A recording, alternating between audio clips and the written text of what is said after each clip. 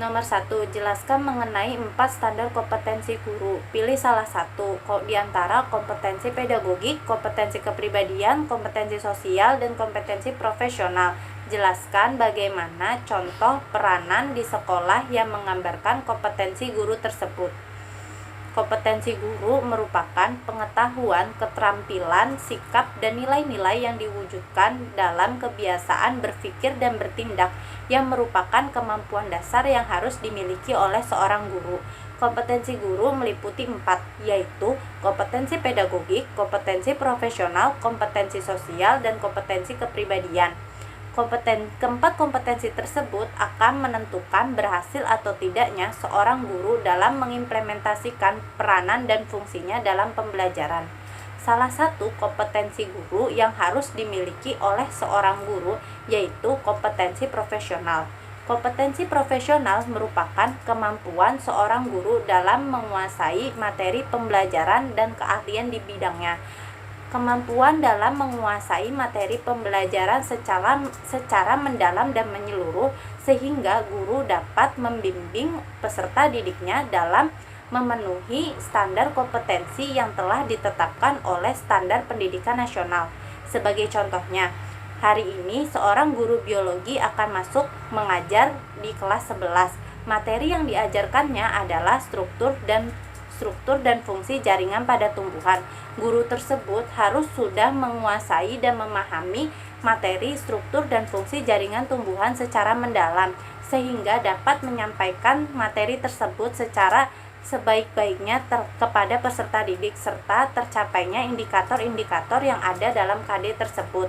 Seorang guru juga dituntut agar dapat bisa menjawab pertanyaan-pertanyaan yang dilontarkan oleh peserta didik mengenai materi tersebut, serta dapat meluruskan miskonsepsi yang terjadi apabila peserta didik melakukan diskusi sesama.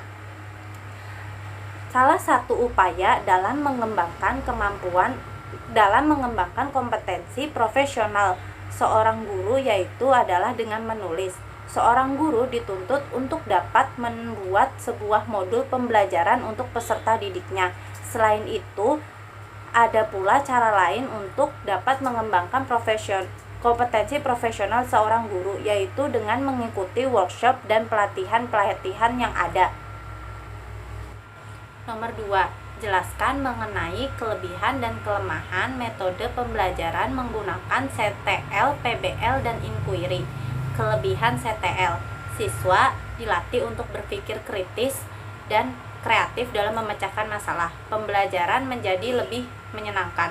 Siswa dituntut untuk aktif. Pemilihan materi didasarkan oleh kebutuhan siswa, menumbuhkan sikap kerjasama yang baik. Kekurangan metode pembelajaran CTL, terjadinya kesenjangan antara siswa yang berkemampuan tinggi dengan berkemampuan rendah. Pemilihan materi didasarkan kebutuhan siswa, sedangkan kemampuan siswa berbeda-beda tiap orangnya. Peran guru tidak terlalu terlihat di sini, tidak efisien waktu.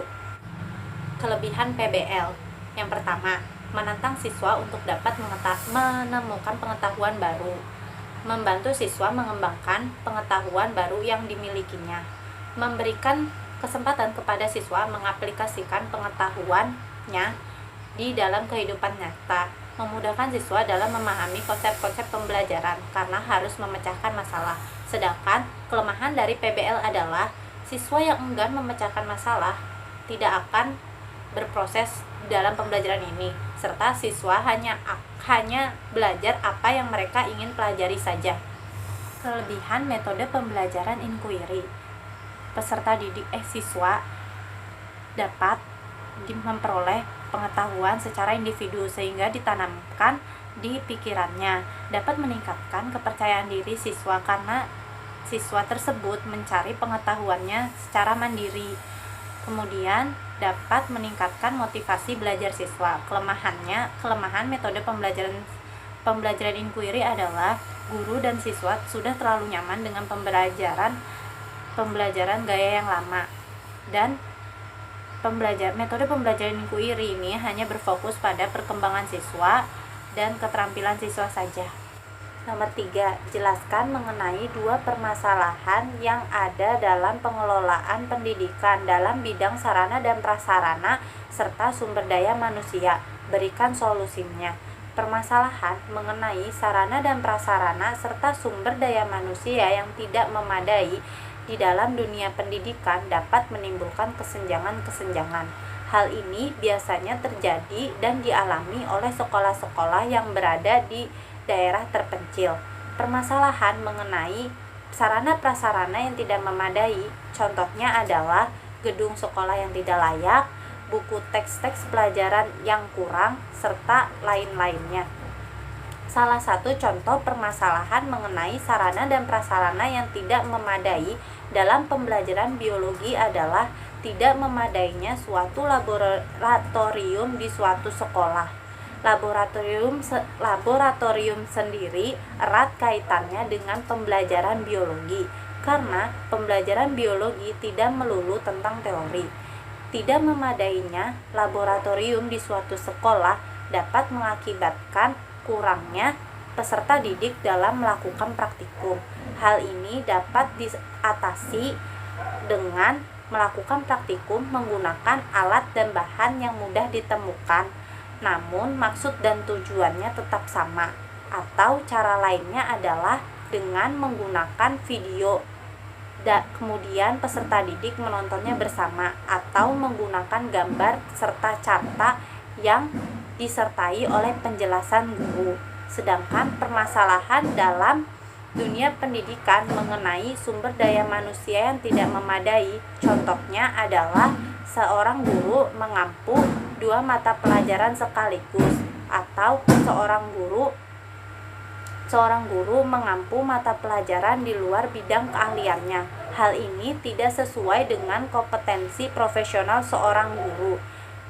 Solusi yang dapat dilakukan adalah pihak sekolah harus menempatkan dan mencari seorang guru sesuai dengan bidangnya, sehingga tidak ada lagi guru yang di luar bidang keahliannya mengampu mata pelajaran tertentu, serta seorang guru hanya ditetapkan untuk satu mata pelajaran. Tidak ada seorang guru yang mengampu dua mata pelajaran.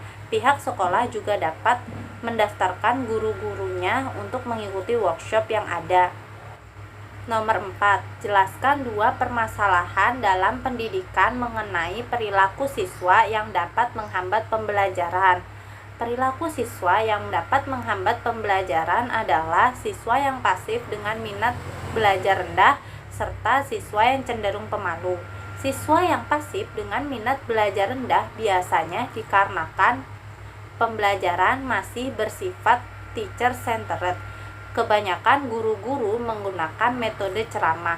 Guru akan menjelaskan materi keseluruhan, sedangkan siswa hanya diam dan menyimak dan tidak ikut berpartisipasi sama sekali. Sesi tanya jawab dilakukan di akhir pembelajaran, namun belum tentu ada siswa yang ingin bertanya, sehingga diskusi tidak dilaksanakan sesuai dengan harapan, dan pembelajaran dianggap selesai karena siswa dianggap telah mengerti.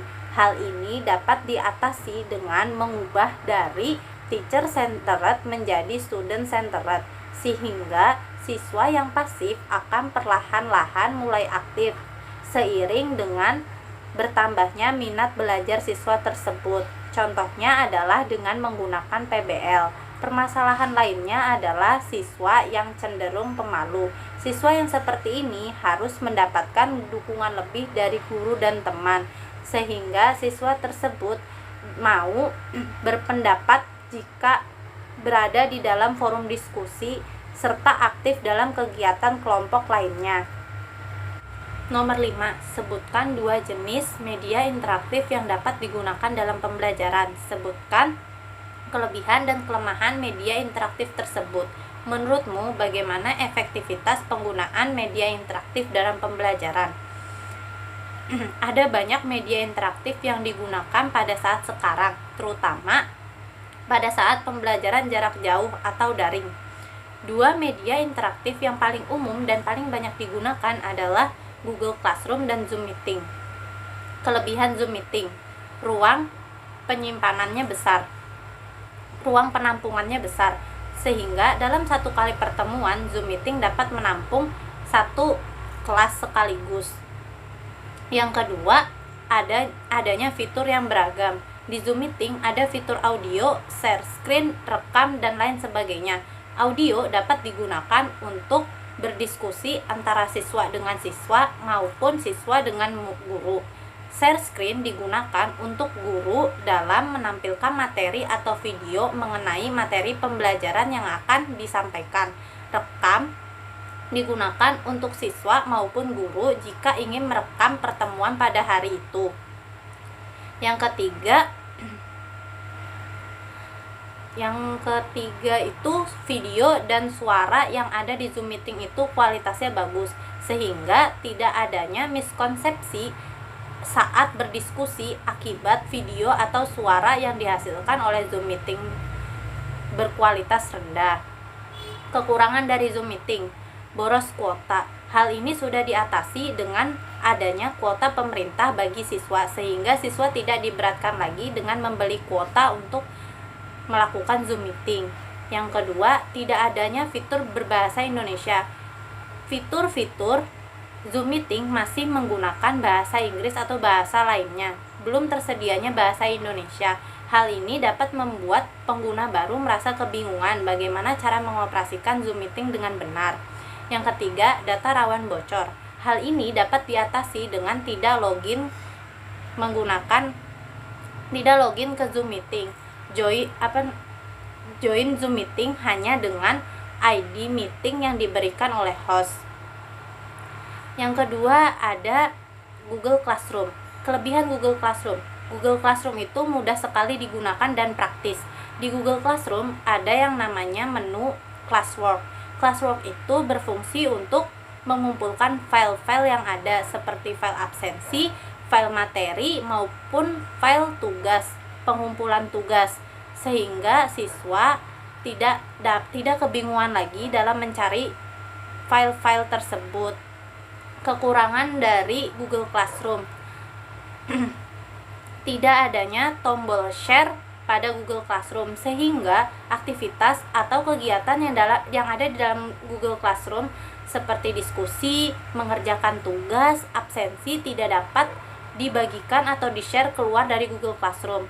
Yang kedua, masuk ke Google Classroom harus menggunakan akun Google. Hal ini terjadi karena Google Classroom merupakan aplikasi dari Google, sehingga email yang digunakan harus menggunakan email Google.